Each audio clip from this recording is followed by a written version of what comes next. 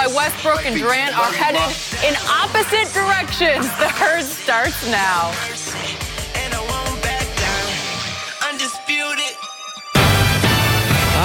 I'm with Skip. Odell Beckham's a Patriot. I can see it coming. This is The Herd, wherever you may be and however you may be listening, live in Los Angeles, iHeartRadio, Fox Sports Radio, and FS1. Packed today, Matt Barnes, Albert Breer, Chris Broussard, NBA All-Star Weekend. Joy Taylor is joining me. Looks like, Joy, you had a great weekend. I was in the wind and rain. Looks like you had a warm weekend. I had a very nice Valentine's Day. Little Mexico?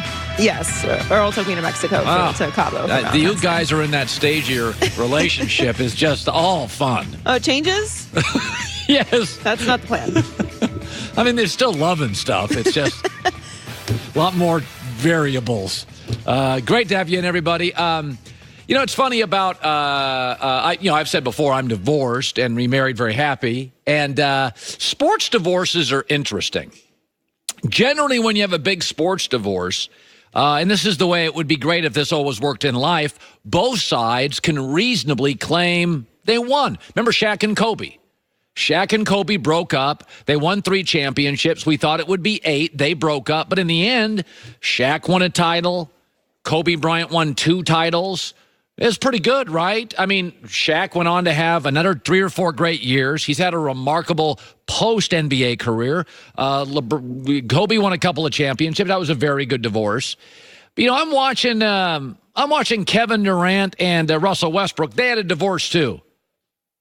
Has there ever been a more lopsided divorce than that one?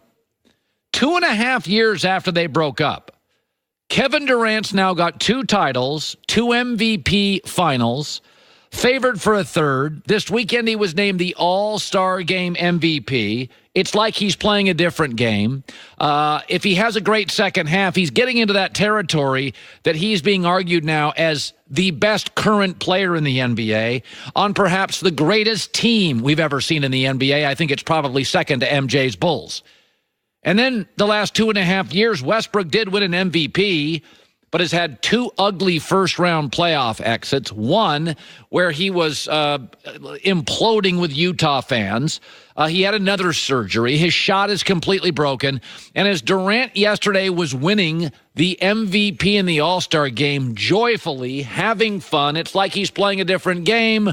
Westbrook was 1 for 8 on threes, and it looked like he stole the MVP from Giannis and gave it to Kevin Durant because Giannis was winning it. Westbrook came in, took a lot of shots, and killed the momentum for Giannis. Am I crazy here? This is like as bad as a divorce gets in sports. I mean, think about it. Peyton Manning left the Colts. Everybody was freaking out. Yes, Peyton Manning won a Super Bowl, but the Colts have made the playoffs 4 times, including 1 AFC championship with Andrew Luck, and it looks like they got 9 draft picks and $115 million. Indianapolis and Andrew Luck are set for the next half decade. I mean, Brett Favre and the Packers. Brett Favre went to an NFC championship with Minnesota, where he arguably had his best season ever with the Vikings. The Packers went on to win a championship, so they were fine with Aaron Rodgers. And Montana and the 49ers. Everybody thought that was going to be the ugliest divorce. Montana got the Chiefs to the AFC championship, couple of really good years in KC, and Steve Young won another Super Bowl title for the 49ers. But when I watched this KD Westbrook thing, Westbrook for about an hour, you thought, okay, maybe this will work out. It's getting worse by the week. 4 years from now, you're going to owe Westbrook $47 million. 4 years from now, he's a broken player now. And every time they play together, I sit to myself and I think, man, you enabled the wrong guy, OKC. You enabled the wrong guy. Kevin Durant said in a published story when they broke up, OKC enabled Westbrook. Wouldn't coach him up, wouldn't tell him he was difficult to play with.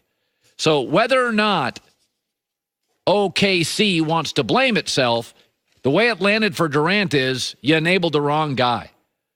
But you got Westbrook now, who was awful yesterday, had a plus-minus of -19, difficult, broken, rigid, fights with the press, uncertainty with fans, and you watch him yesterday, he's a shell of himself. He's just not the same player. And we still got 4 big years on that contract. And Kevin Durant, in his prime, never been better.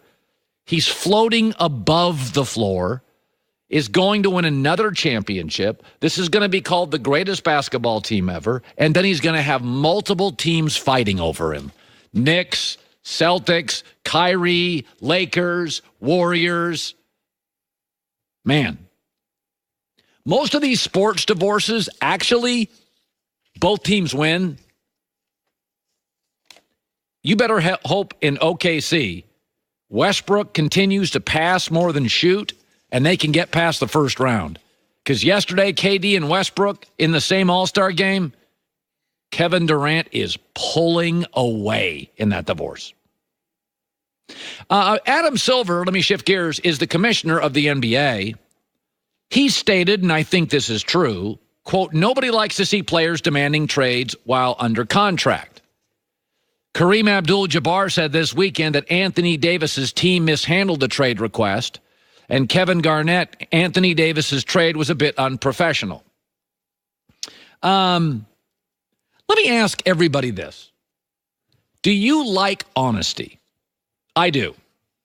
You know how somebody says, hey, do you want the good news or the bad news first? Joy, what do you say? Bad news. I'm the same way. I think most people are like, okay, give me the crap. Just tell me the bad stuff. Well, because also I may decide what the good news is from it. So if you start with the good news, you may be twisting the narrative. So just tell me what it is. Okay, and I think I agree with Joy. And the reason we want that is, listen, where almost everybody watching this show and listening takes the bad news first. And the reason is, okay, be honest, be upfront. It can't be that bad. Let me solve the problem. That's what you're basically saying. Okay, let me solve the problem. So Anthony Davis could have done it the way LeBron did. No warning whatsoever. Out of town, you get nothing for him. In Cleveland, they burned his jersey. Anthony Davis could have done it the way Carmelo did. Carmelo's like, I'm out of here, and I'll give you a little warning. And you burn his jersey too. Or you could do like Kawhi Leonard. Literally, you're missing. What country is he in? What hospital? Where'd he go? And the Spurs wanted to burn his jersey. But Clutch Sports and Anthony Davis were hyper-aggressive. What they were is the opposite of passive-aggressive. And now everybody's hammering them. So let me ask you, as a fan, as a consumer, as a GM, as an owner, don't you want your star to be brutally honest? Give me the bad news first. So therefore, you have a heads up and you have time to get draft picks and players. Because you burned LeBron's jersey, you burned Melo's jersey, so Anthony Davis told you a year and a half out, this is not working for me. NFL people running our NBA team, you're not committed, don't like the GM coach, I'm out. And you want to burn his jersey. There's a reason everybody says good news or bad news. We all say, I'll take the bad news first. Because you want the ability to get the time to make it the least bad it will be. And the Pelicans acted like children. Lakers offered them multiple picks and multiple players. The Indiana Pacers, by the way, had no emotion. When Paul George said, we're out of here, I'm leaving. What do the Pacers do? All right, an hour later, they were on the phone, Kevin Pritchard. They got Victor Oladipo. They got Sabonis. They got a bunch of good players. Indiana took the emotion out of it. Indiana said, give me the bad news. Paul George said, I want out. Indiana went, damn. All right, let's make it work. The Pelicans said, give me the good news, give me the bad news first. And Anthony Davis said, I want out. And the Pelicans pouted. You don't get it, do you? Do the Pelicans not get this? There is never